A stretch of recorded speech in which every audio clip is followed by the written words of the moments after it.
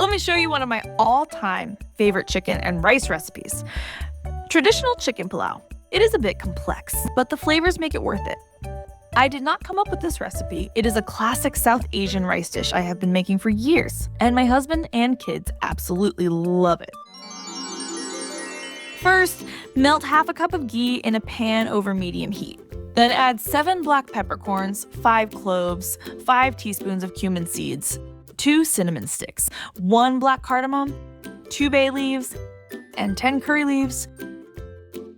Fry everything for about a minute, stirring occasionally until the spices become fragrant.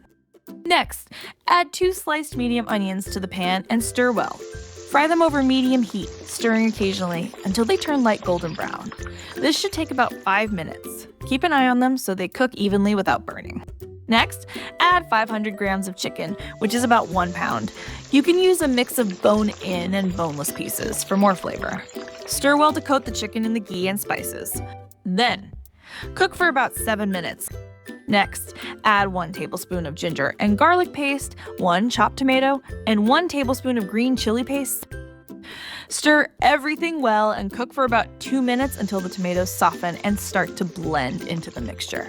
Next, add 1½ tablespoons of coriander powder, 1 tablespoon of red chili powder, half a teaspoon of turmeric powder, 1 tablespoon of fennel powder, about 1½ teaspoons of salt to taste, half a tablespoon of cumin powder, 1/4 teaspoon of nutmeg powder, and 1/4 teaspoon of mace powder.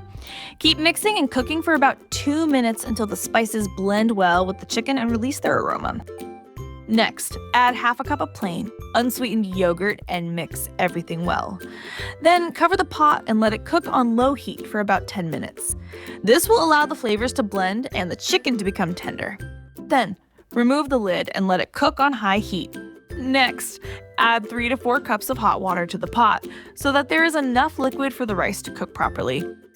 And then, give it a quick mix. Next, add 500 grams of basmati rice, which is about 2½ cups. The rice should be washed and soaked for 30 minutes before adding.